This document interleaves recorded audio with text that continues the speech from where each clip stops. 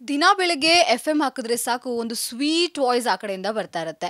So ತಮ್ಮ sweet ವಾಯ್ಸಲ್ಲಿ ಹರಿತವಾದ ಮಾತುಗಳಿಂದ ಸ್ಲೈಟ್ ಆಗಿ ಕಾಲೆಳೆಯುವಂತಹ ಹುಡುಗಿ ಇವಳು. ಹಾಗೆಯೇ ಬಿಗ್ ಬಾಸ್ ಸ್ಪರ್ಧಿ ಕೂಡ. ಸೊ ಬಿಗ್ ಬಾಸ್ ಫೇಮ್ ಹೊಂದಿರುವಂತಹ ರ್ಯಾಪಿಡ್ ರಶ್ಮಿ ಅವರು ಇವತ್ತು ನಮ್ಮ ಜೊತೆಗೆ ಇದ್ದಾರೆ. ಸೊ ರ್ಯಾಪಿಡ್ ರಶ್ಮಿ ಅವರು ತುಂಬ ಒಳ್ಳೆ ಹಾಡುಗಾರತಿ ಅಂತ ನಮ್ಗೆಲ್ರಿಗೂ ಗೊತ್ತು.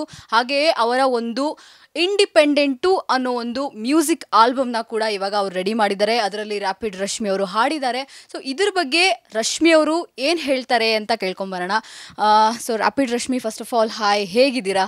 ತುಂಬ ಚೆನ್ನಾಗಿದ್ದೀನಿ ರೀ. ಹೆಂಗಿದ್ದೀನಿ ಅಂತ ಅನಿಸ್ತಾ ಇದೆ? ಸೂಪರ್ ಆಗಿದ್ದೀರಾ, ನೀವು ಯಾವತ್ತೂ ಸೂಪರ್ ಆಗಿ. ಹಾಗೆ ವುಮೆನ್ಸ್ ಡೇ ಇವತ್ತು. So wish you happy women's day. ಕೈ ಕೊಡಿ. ಹೆಣ್ಣು ಮಕ್ಕಳ ದಿನಾಚರಣೆ ಹಾರ್ದಿಕ ಶುಭಾಶಯಗಳು.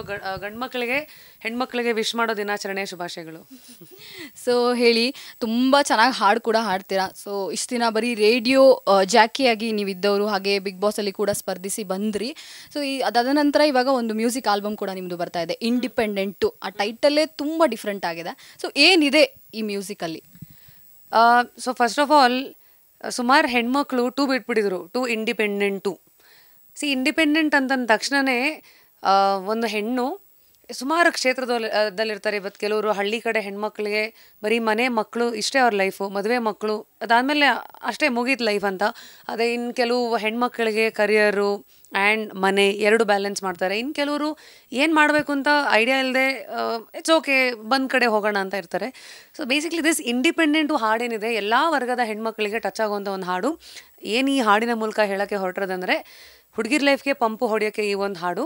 ಗಂಡು ದೇವರು ಕೇಳ್ತಾ ಇದ್ರೆ ಓ ಮೈ ಗಾಡು ಅಂತ. ಅಂದರೆ ಎಲ್ಲೋ ಒಂದು ಕಡೆ ಲೈಫಲ್ಲಿ ಇಂಡಿಪೆಂಡೆಂಟ್ ಆಗಿರ್ಬೇಕಂದ್ರೆ ಒಂದು ಕಾನ್ಫಿಡೆಂಟು, ಇಂಡಿಪೆಂಡೆಂಟು, ಇವೆಲ್ಲ ಬೀಳಬೇಕಾಗಿರೋ ಡೆಂಟ್ಗಳು ಅಂತ ಏನೋ ಪದಗಳ ಜೊತೆ ಆಟ ಆಡಿರುವಂಥ ಹಾಡು. ಸೊ ಇಟ್ ಈಸ್ ಅ ಬೂಸ್ಟ್. ಹೆಣ್ಮಕ್ಳಿಗೆ ಕೇಳಿದ್ರೆ ಇದು ಹೌದಲ್ಲ, ಇದು ನಾನು ಅಂತ ಎಲ್ಲೊಂದು ಕಡೆ ಕನೆಕ್ಟ್ ಮಾಡ್ಕೊಳ್ತಾರೆ. ಅಥವಾ ಇದು ನಾನು ಆಗಬೇಕಲ್ವಾ ಅಂತ ಕನೆಕ್ಟ್ ಮಾಡ್ಕೊಬೋದು. ಅಥವಾ ತುಂಬ ವಯಸ್ಸಾಗಿರೋರು ನಾನು ಆಗ್ಬೋದಿತ್ತಲ್ವಾ ಅಂತ ಕನೆಕ್ಟ್ ಮಾಡ್ಕೊಳ್ತಾರೆ. So that is independent. And most importantly ಕೇಳ್ರೋ ಇಲ್ಲಿ ಒಂದು ರ್ಯಾಪು, ಇದಕ್ಕೆ ಗಂಡು ಮಕ್ಕಳೇ ಹೊಡೆಯೋದು ಕ್ಲ್ಯಾಪು ಅಂತ. ಅಂದರೆ ದಿಸ್ ಇಸ್ ನಾಟ್ ಹೆಣ್ಮಕ್ಳು ಇನ್ನು ಎತ್ತಿ ಹಿಡಿಯೋಕೆ ಹೋಗ್ಬಿಟ್ಟು ಗಂಡು ಮಕ್ಳನ್ನ ಕೆಳ ಹಾಕೊಂಡು ತುಳಿತಾ ಇರೋದಲ್ಲ, ಖಂಡಿತ ಇಲ್ಲ.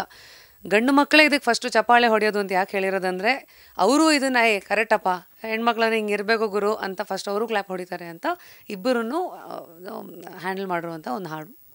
ಸೊ ಏನಕ್ಕೆ ಇದೇ ಟಾಪಿಕ್ನ ನೀವು ಚೂಸ್ ಮಾಡಿದ್ದು? ಯಾಕೆ ಹೆಣ್ಮಕ್ಳಿಗೇನೆ? ಯಾಕೆಂದರೆ ಇವತ್ತಿನ ಸಮಾಜದಲ್ಲಿ ನಡೆಯೋ ಈ ಪರಿಸ್ಥಿತಿಗಳ ಮೇಲೆಗೆ ಈ ಟಾಪಿಕ್ನ ಚೂಸ್ ಮಾಡಿರೋದು? ಯಾಕಂದರೆ ಬೇರೆ ಟಾಪಿಕ್ಸ್ಗಳು ಕೂಡ ಇತ್ತು. ಸೊ ಏನಕ್ಕೆ ಯಾರು ಇನ್ಸ್ಪಿರೇಷನ್ ಈ ಹಾಡಿಗೆ ನಿಮಗೆ? ಸಾಹಿತ್ಯ ಕೂಡ ನಿಮ್ಮದೇ ಆಗಿರೋದ್ರಿಂದ. ಐ ಥಿಂಕ್ ಈ ಹಾಡಿಗೆ I will definitely give credit to my ಅಮ್ಮನೇ ನನ್ನ ಇನ್ಸ್ಪಿರೇಷನ್. ಯಾಕೆಂದರೆ ನಮ್ಮ ತಾಯಿ ಅನಿವಾರ್ಯ ಇದ್ದದ ಒಂದು ಪರಿಸ್ಥಿತಿಯಿಂದಾಗಿ ಮನೆಗೆ ಹೋರಾಡಿದ ಜೀವ ಅದು. ಅಂದರೆ ಒಂದು ಕಾಲದಲ್ಲಿ ಹೆಣ್ಮಕ್ಳು ಕೆಲಸಕ್ಕೆ ಹೋಗಬೇಕಾಗಿದ್ದು ಅನಿವಾರ್ಯ ಆಗಿತ್ತು. ಆದರೆ ಇವತ್ತು ಅನಿವಾರ್ಯ ಅಲ್ಲ, ಅದು ನಿಮ್ಮ ಚಾಯ್ಸ್ ಆಗಿರಬೇಕು ಅನ್ನೋದು. So somewhere my mom was a very independent lady ಅಲ್ಲ, ಇಡೀ ಜೀವನ ಅವರು ಇಂಡಿಪೆಂಡೆಂಟ್ ಸಿಂಗಲ್ ಪೇರೆಂಟಾಗಿ ನಡ್ಸ್ಕೊಂಡು ಬಂದರು. ಆ್ಯಂಡ್ ಅವರು ನನ್ನನ್ನು ಹಿಂಗೆ ಬೆಳೆಸಿರೋದ್ರಿಂದ ಇವತ್ತು ನಾನೇನು ಇಂಡಿಪೆಂಡೆಂಟ್ ಆಗಿದ್ದೀನಿ. It's not just for money, it is also ನನ್ನದೇ ಆದಂಥ ಒಂದು ಐಡೆಂಟಿಟಿ. ರಶ್ಮಿ ಅಂದರೆ ಉದಾಹರಣೆಗೆ, ರಶ್ಮಿ ಅಂದರೆ ಸಮಾಜದಲ್ಲಿ ಒಬ್ಬಳು ಅಮ್ಮ, ಅಕ್ಕನೋ, ಮುಂದೆನೇ ಅಜ್ಜಿನೋ ಅಥವಾ ಇನ್ಯಾರ್ದೋ ಹೆಂಡತಿನೋ, ಇದ್ರ ಜೊತೆಗೇ ರಶ್ಮಿ ಯಾರು? ರಶ್ಮಿ ಒಂದು RJ, ರಶ್ಮಿ ಒಂದು ಹಾಡುಗಾರ್ತಿ, ಅಥವಾ ರಶ್ಮಿ ಒಂದು ಆ್ಯಂಕರ್, ಅಥವಾ Rashmi Bigg Boss Rashmi.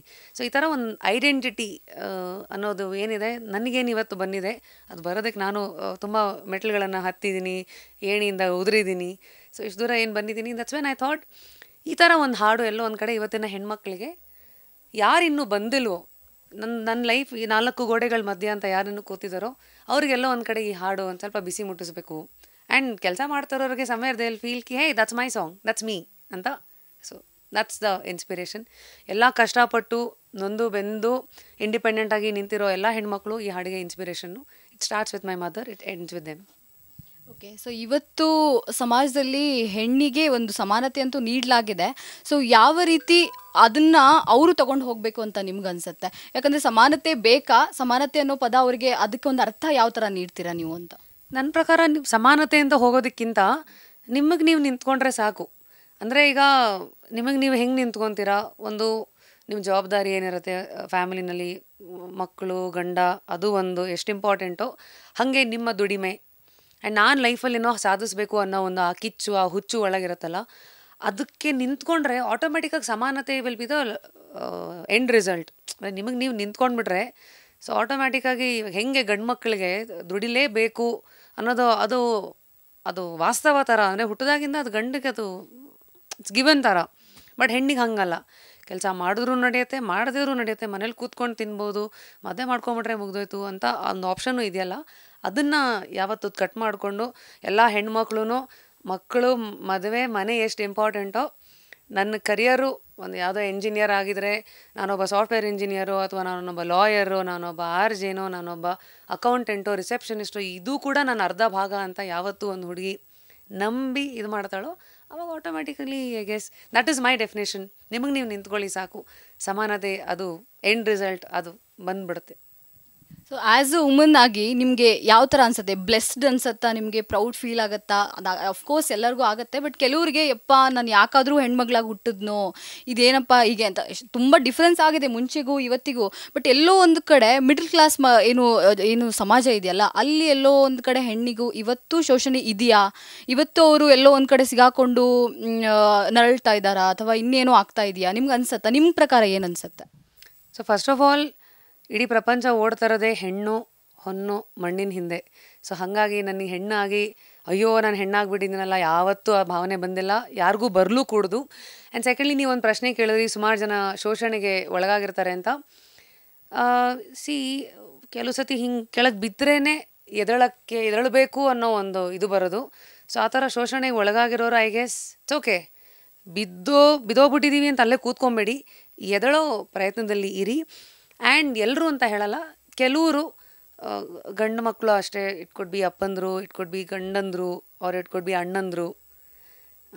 So ಅವರು ಕೂಡ ಕೆಲವು ಸತಿ ಮುಂದೆ ಏನೋ ಮಾಡಬೇಕು ಅಂತ ಇರೋ ಹೆಣ್ಮಕ್ಳಿಗೆ ಬೇಡ ನೀನು ಮದುವೆ ಮಾಡ್ಕೊಂಡು ಸೆಟ್ಲ್ ಮಾಡ್ಕೊ ಲೈಫನ್ನು ಅಂತ ಆ ಕಡೆಗೆ ತಳ್ಳದೆ, ಯಾಕೆ ನಿನ್ನ ಮದುವೆ ಒಂದು ಭಾಗ ನಿನ್ನ ಜೀವನದ್ದು, ಕರಿಯರ್ಗೂ ನೀನು ಯಾಕೆ ಅದಕ್ಕೆ ಪುಷ್ಟಿ ಕೊಡಬಾರ್ದು, ಆ ಕಡೆ ನಡಿ ಅಂತ ಅವರು ಕೂಡ ಸ್ವಲ್ಪ ಹುರಿದುಂಬಿಸಿದ್ರೆ ಖಂಡಿತ ಎರಡು ಕೈ ಸೇರಿದ್ರೆ ಚಪ್ಪಾಳೆ ಆಗುತ್ತೆ, ಇಲ್ಲಾಂದರೆ ಬರೀ ಚಿಟಿಕೆ ಆಗ್ತಾ ಇರತ್ತೆ ಅಷ್ಟೇ. ಸೊ ನಿಮ್ಮ ಪ್ರಕಾರ ಹೆಣ್ಣು ಈ ಶೋಷಣೆ ಅದು ಇದು ಇದರಿಂದ ಆಚೆಗೆ ಬಂದು ಯಾವ ಥರ ಫೇಸ್ ಮಾಡಬೇಕು ಅಂದರೆ, ಬೇರೆ ಯಾರು ಹೆಲ್ಪಿಗೆ ಬರೋಕ್ಕಾಗಲ್ಲ ಅಲ್ಲಿ. ಸೊ ಹೆಣ್ಣಿಗೆ ಅದೇ ಒಂದು ಸ್ಪಾರ್ಕ್ ಇರಬೇಕು, ಆ ಕಾನ್ಫಿಡೆನ್ಸ್ ಇರಬೇಕು, ನಾನು ಈಚೆ ಬರ್ತೀನಿ, ನಾನು ನಿಂತ್ಕೊತೀನಿ ಅಂತ ಅಲ್ಲಿಂದಲೇ ಶುರುವಾಗಬೇಕು, ಅವಳಿಂದನೇ ಶುರುವಾಗಬೇಕು ಅಂತ ನಾನು ನಿಮ್ಮ ಪ್ರಕಾರ. ಅಫ್ಕೋರ್ಸ್ ಒಂದು ಶೋಷಣೆಗೆ ಒಳಗಾದಾಗ ಮಾನಸಿಕ ಧೈರ್ಯ ತುಂಬ ಇಂಪಾರ್ಟೆಂಟ್ ಆಗುತ್ತೆ. ಒಂದು ಕಾನ್ಫಿಡೆನ್ಸು, ಏನೇ ಆದರೂ ಎದುರಿಸ್ತೀನಿ ಅಂತ ಗಟ್ಟಿ ಮಾಡ್ಕೋಬೇಕು. ಸೆನ್ಸಿಟಿವ್ ಆಗಿರೋ ಹೆಣ್ಮಕ್ಳು ಇವತ್ತು ಯಾವಾಗ ಸೆನ್ಸಿಟಿವ್ ಜೊತೆಗೇ ಸೆನ್ಸಿಬಲ್ ಆಗಿಬಿಡ್ತಾರೋ, ಕೊಡುಕೊಂಡು ಮುಂದಕ್ಕೆ ಹೋಗೋ ಇದರಲ್ಲಿ ಹೋಗ್ಬಿಡ್ತಾರೋ, ಆವಾಗಿನ್ನೂ ಲೈಫ್ ಈಸಿ ಆಗುತ್ತೆ. ಆ್ಯಂಡ್ ಮೋಸ್ಟ್ ಇಂಪಾರ್ಟೆಂಟ್ಲಿ ಹಣ ಅಂದರೆ ಹೆಣನೇ ಬಾಯ್ಬಿಡ್ಬೇಕಾದ್ರೆ ಹಣ ಅದು ತುಂಬ ವಿಶ್ವಾಸನ ಕೊಡುತ್ತೆ ಯಾವುದೇ ಮನುಷ್ಯನಿಗೆ. ಸೊ ಅದಕ್ಕೋಸ್ಕರ ಹೇಳಿರೋದು, ಸ್ವಾವಲಂಬಿತರಾಗಿ ನೀವು ಫೈನಾನ್ಷಿಯಲಿನೂ ಆದಾಗ ಆಟೋಮ್ಯಾಟಿಕಲಿ ಧೈರ್ಯ ಬರುತ್ತೆ.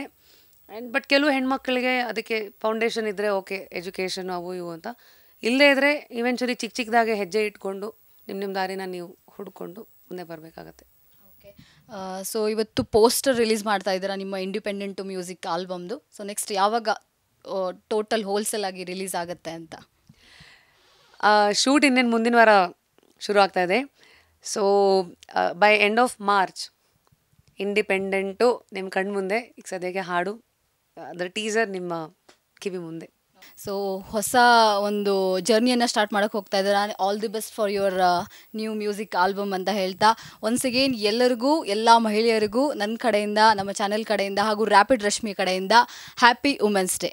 ಕ್ಯಾಮ್ರಾ ಪರ್ಸನ್ ಬಾಲು ಜೊತೆ ಅನುಜಾ, ಫಸ್ಟ್ ನ್ಯೂಸ್ ಬೆಂಗಳೂರು.